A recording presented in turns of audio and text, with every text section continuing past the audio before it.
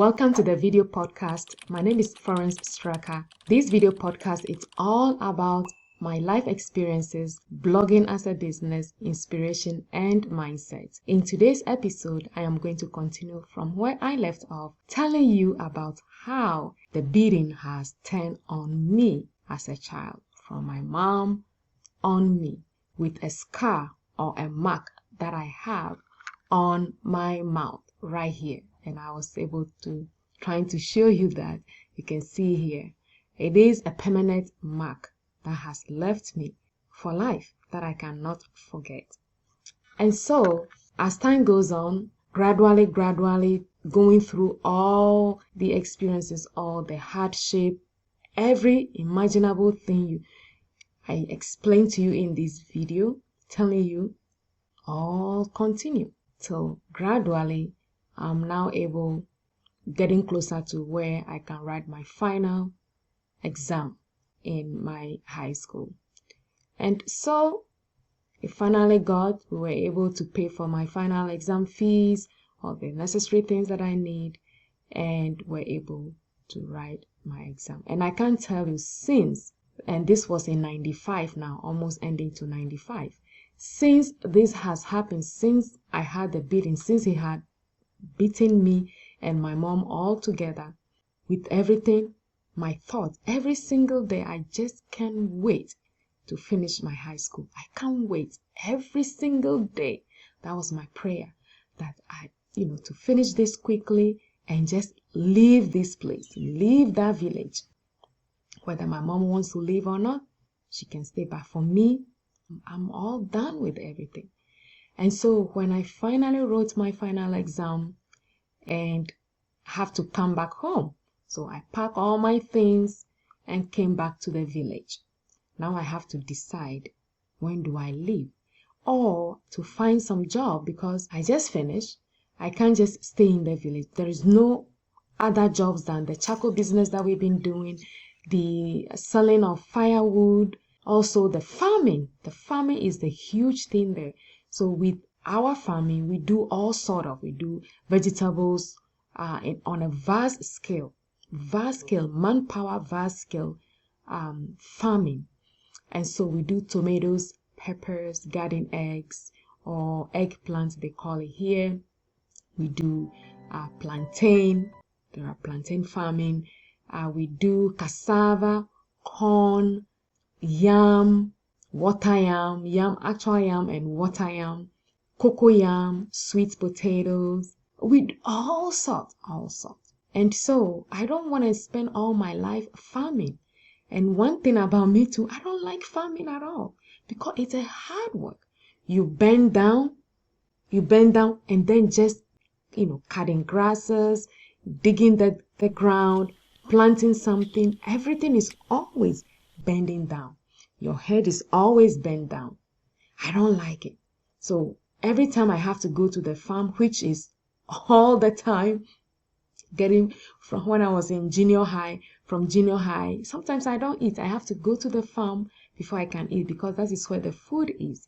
I ate at the farm and then work, and then in the evening bring firewood and food home to cook before my mom and my stepfather get home.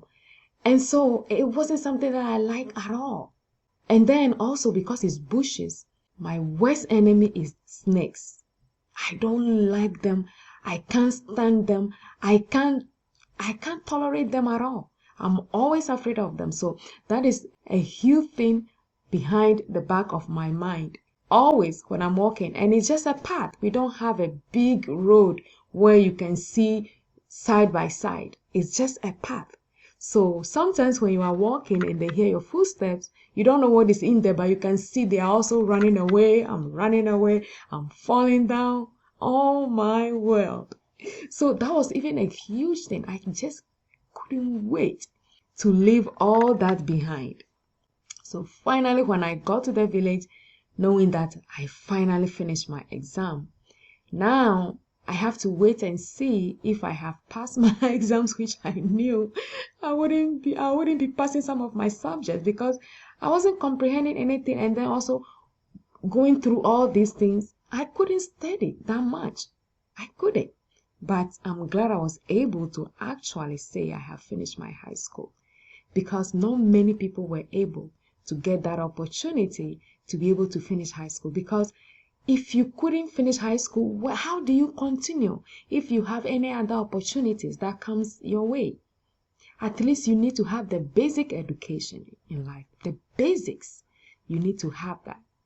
So if you weren't able to go to any college, you at least have that basic education. You can always build on it. From there, it's not hard. But if you have to start from, they call it GED and all that, from the basic, it's hard when you get to a certain age. So I was glad that I was able to finish high school. And so now I'm looking for a job. There is nothing in the village, but the town that we live in before, where we come and sell our food products or whatever it is that we sell, the town. I'm trying to move back to the town because my aunt, the one that helped us when my mom was hospitalized, she still lives in the town because that's where we were all living before we moved to the village. So I was planning to come back to the city and start looking for a job to sell a shop, selling for somebody. It's better because sometimes you stay in the village, by the time you realize you got pregnant. You can't do it. Then you started having children. You can't have any future. I mean, you can't.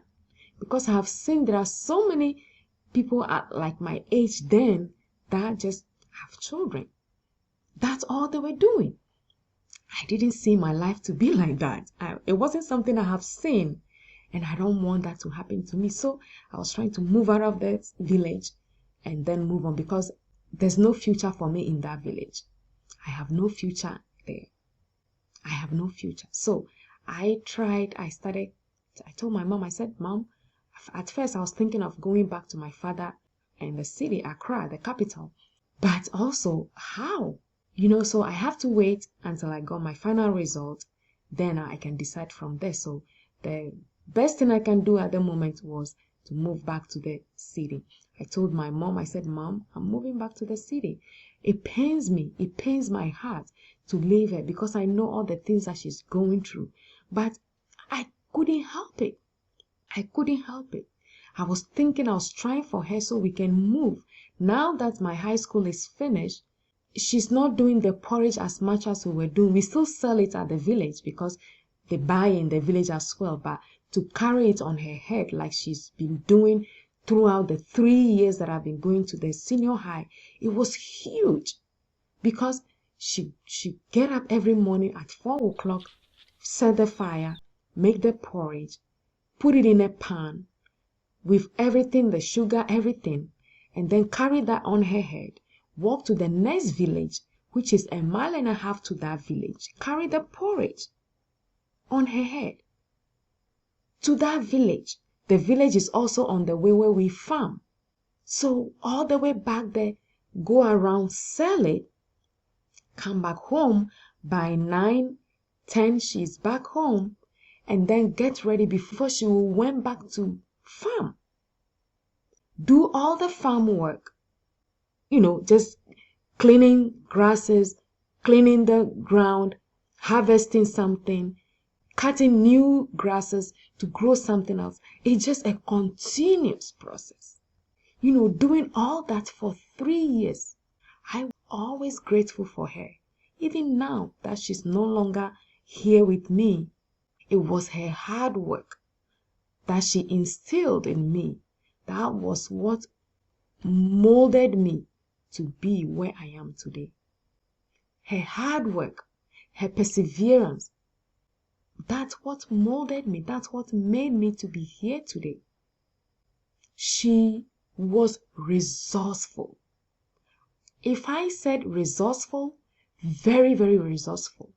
She taught me a lot about life, a lot of how to economize things, because like I said, we didn't have much.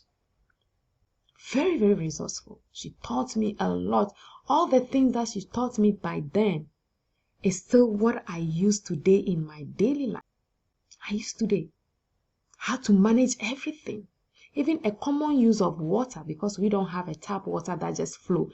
24 hours, 365 days in a year. No, we don't have that. We have to walk a mile to the stream to fetch water. We have a water borehole, they call it, a borehole manpower water that there was one of the NGOs came and did for us in the village. And we pump it. We use our force on it and pump it. You will see this type of borehole water in many villages that you see people come, those NGOs, they will come and help us. And so that's all we pump. But the lines are always extremely long because everybody wants a good drinking water. And so if you're in a hurry, just go to the stream. And that's all we do. We go to the stream. The borehole water is what we use for cooking. The one we fetch from the stream, we use that for our washing our clothes. Sometimes we use it to cook as well and drink it as well because it's just water. We just boil it and drink it.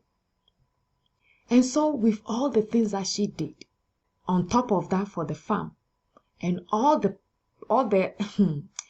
I'm telling you, I am forever grateful for her. So when it got to that point for me to leave to the city, now she have to be doing all that. There's nobody there to be fetching the water for her. There's nobody there to be the porridge. She's still doing it, but not that much. She'll have to carry it. I was just so tired of it. I was tired. My skin is crawling. I need to get out of there. I need to get out of that village. I just couldn't. So I moved to the city and was living with my aunt. I found a little mini work from somebody's store. I sell, they have a store that they sell alcohol, food, and all that. So they have me to man this shop and also help at the back when they are cooking and all that. So just something to get out of there. So I started there. And then sometime she'll come to the town to sell because that's where we sell all our produce. She'll come to sell. I can see the marks on her face. And I said, Mom, she said, Naomi, come back. I just couldn't. I couldn't. Sometimes I'll go a day and just come back. I couldn't stay there any longer. So I told her, I said, Mommy, we need to move. We need to move. We need to move. My school is finished. She'll tell me, because my younger brother, I said, Mama, we can survive. Let's move. But I don't know what was her mind, what she was thinking. Then, I don't know. And I can understand as a woman, to leave everything you have, to go and start all over again somewhere else, is one of the hardest things. And then also talking about children. Well, now I'm no longer there. You only have my brother.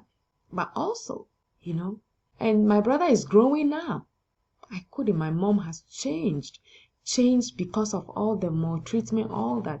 The woman with a confidence, the woman that I knew with grace, she lost all that. I can see it.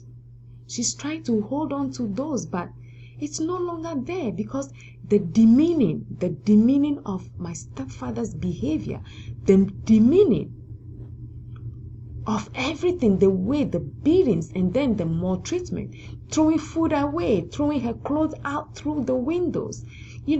Every single day, almost like every week, something is happening. So many years. The 3 years when we just moved there was 3 years I went to my junior high. The 3 years that I went to my senior high, that is 6 years alone. 6 years alone.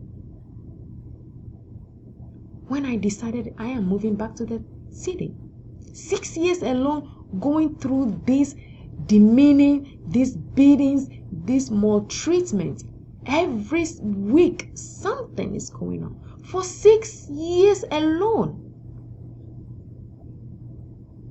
I just couldn't take it. I already have a mark. This mark is not just the only mark. I have some marks on my body. I couldn't. And so when I see her, she comes to the city, and I was living with my aunt. My heart cried out. My heart cried out. I don't know how I can help. How can I help? How can I help? I just finished high school. I don't have any job. I don't have money. I don't have anything. How can I help my mom? How can I help her? How can I take her from there? How? that was everything that I was thinking of. So I stayed in the city. Because she'll bring every 5 days is market days.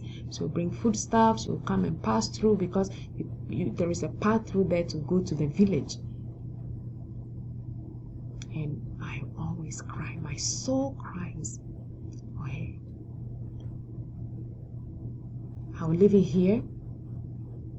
And if you are watching this on YouTube, subscribe to the channel. If you have any question, leave it in the comment section. And wherever you listen to your podcast. Everything you do today, I hope it goes well. I hope everything is fruitful for you. I hope you overcome any overwhelming that you are going through. I hope all goes well. And I will see you tomorrow.